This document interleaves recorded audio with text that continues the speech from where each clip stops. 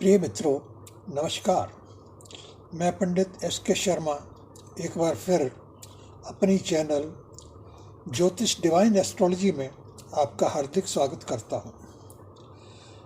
अपने आज के ऑडियो में मैं आपको एक बहुत ही महत्वपूर्ण टॉपिक के बारे में बताऊंगा।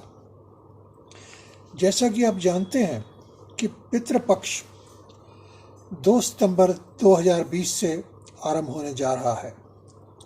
इस बारे में बहुत से लोगों ने पूछा है कि आज के कोरोना काल में श्राद्ध कैसे मनाया जाए। सवाल बड़ा ही वाजिब है। हम जानते हैं आज के टाइम में आना जाना मिलना जुलना बहुत ही लिमिटेड किया हुआ है, तो इस कंडीशन में हम क्या करें। मित्रों, हमारे शास्त्रों में इसके बारे में बहुत कुछ बताया गया है। अपने पितरों की शांति के लिए जो कुछ भी हम श्रद्धापूर्वक करते हैं उसे श्राद्ध कहते हैं। सबसे अधिक महत्व तो हमारी श्रद्धा का है, बाकी चीज़ें तो बहुत गौण हैं जो आप अपनी सामर्थ्य और समय के अनुसार कर सकते हैं। श्राद्ध करने में 2 अति आवश्यक वस्तुएं काले तिल और कुशा, जो कुशा एक प्रकार की घास होती है, इनकी जरूरत पड़ती है। इसके अतिरिक्त आप जैसा भी चाहें भोजन, फल, मिठाई, वस्त्र, बर्तन, आभूषण आदि अपनी इच्छा के अनुसार ले सकते हैं। श्राद्ध 2 समय पर किया जाता है। पहला श्राद्ध तो मृत्यु की तिथि पर होता है। जब प्राणी अपना शरीर छोड़ देता है तो उस तिथि पे उसका श्राद्ध किया जाता है। और दूसरा श्राद्ध पितृपक्ष में, जिस तिथि को पितृ की पुण्य तिथि होती है उस तिथि को श्राद्ध किया जाता है। श्राद्ध के लिए एक पिंड का दान संकल्प लेने के बाद जल और काले तिलों सहित ब्राह्मण द्वारा करवाया जाता है। इसके बाद एक या एक से अधिक 9 ब्राह्मणों को भोजन और दान दक्षिणा करने का विधान है। श्राद्ध के लिए यह आवश्यक है कि जातक प्रातःकाल नहा धोकर सफेद वस्त्र पहनकर अपने श्राद्ध मनाने की तैयारी करे। हाँ, इस दिन एक बात का परहेज रखना है कि आपको अपने बाल नहीं काटने हैं, शेव भी नहीं करनी है। पंडित जी आपको पितृ के निमित्त संकल्प करवाएंगे।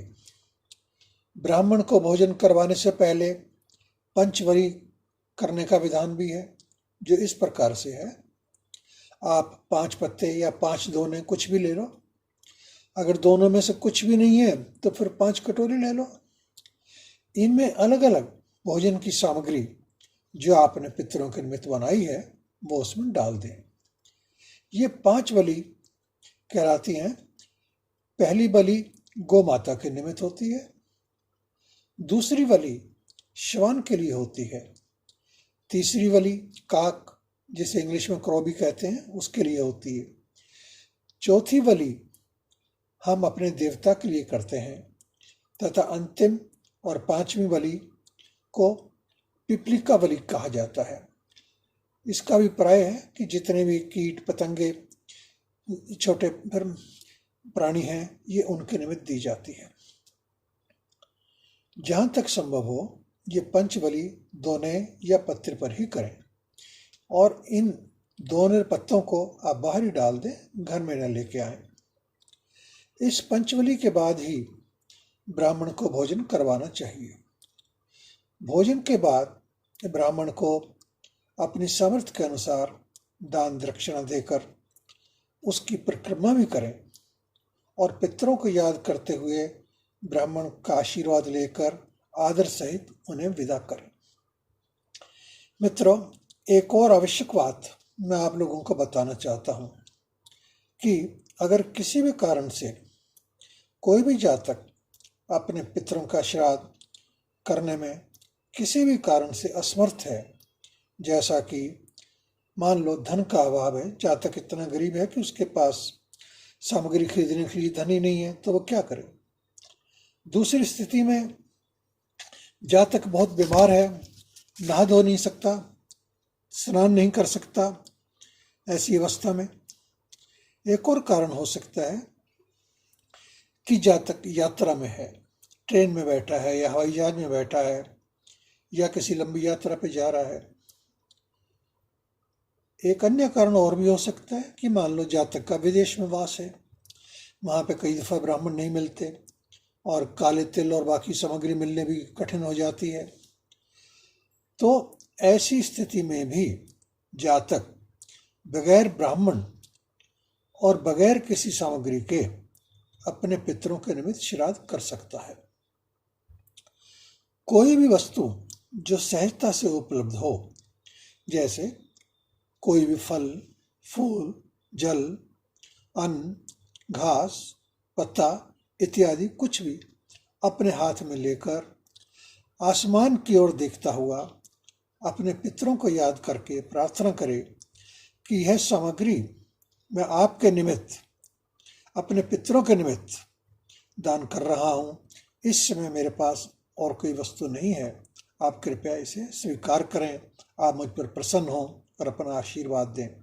ऐसा सोचते हुए, कहते हुए ये सारी सामग्री आसपास में जहाँ भी कोई पशु हो, पक्षी हो, कीड़े मकोड़े हों, पक्षी हों, आप उनके निमित्त थोड़ा थोड़ा करके डाल दें।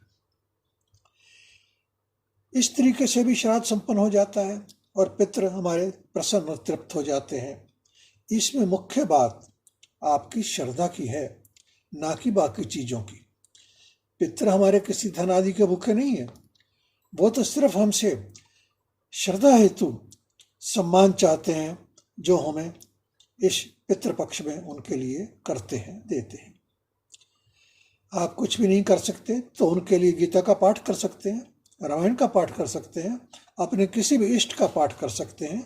पाठ करके आप ये कह सकते हैं कि मेरे पितरों, मेरे वंशजों, मेरे पितामह हो, आप जहाँ भी हैं, मैं आपके निमित्त ये गीता जी का पाठ, रामायण जी का पाठ कर रहा हूँ और प्रार्थना करता हूँ कि आप जहाँ भी हैं प्रसन्न रहें और आप सदगति को प्राप्त करें। श्राद्ध आप कहीं पर भी कर सकते हैं, अपने घर में कर लो, मंदिर में या किसी भी तीर्थ स्थान में कर लो, लेकिन गया जी में श्राद्ध करने का विशेष महत्व बताया गया है। गया जी में किया हुआ श्राद्ध पितरों को बहुत ही अधिक प्रसन्नता और शांति प्रदान करता है। अगर संभव हो तो जब भी आपको मौका मिले तो कम से कम जीवन में एक बार तो गया जी जाकर आपके अपने पितरों का श्राद्ध अवश्य ही करना चाहिए। ऐसे हमारे ग्रंथों में वर्णन किया गया है। हमें अपने पितरों के निमित्त श्राद्ध अवश्य करना चाहिए। इससे घर में शांति का वास रहता है, धन की बरकत होती है, पैसों का सदुपयोग होता है, हमारी आने वाली संतान संपन्न होती है, स्वस्थ होती है और हमें कठिनाइयों से छुटकारा मिलता है। दोस्तों, आज की पोस्ट में सिर्फ इतना ही। चलते चलते एक आज का टिप आपको जरूर दूंगा कि अक्सर देखा जाता है कि आज के समय में सास बहू में अनबन तकरीबन काफ़ी घरों में रहती है। इसके निवारण के लिए सास को पूर्णिमा का व्रत रखना चाहिए और व्रत के पश्चात बहू को कोई भी छोटा या बड़ा उपहार देना चाहिए। यह उपहार कुछ भी हो सकता है। आप कोई बिंदी ले लें, लिपस्टिक ले लें, कोई वस्त्र ले लें, सामर्थ्य हो तो कोई जेवर ले सकते हैं या कुछ भी। पैसे का सवाल नहीं है, ये तो खाली आपकी भावना का सवाल है कि आप व्रत रख के जब भी बहू को कोई गिफ्ट देंगे तो बहू आपके साथ अच्छा ही व्यवहार करेगी। ये बहुत ही कारगर उपाय है, आप करके देखें। दोस्तों, बहुत बहुत धन्यवाद। मित्रों, ज़्यादा व्यस्त रहो, प्रसन्न रहो और मस्त रहो। मैं अपने अगले वीडियो में आपको ग्रहों के बारे में कुछ और बताने जा रहा हूँ। आप कृपया उसका इंतज़ार करें। धन्यवाद।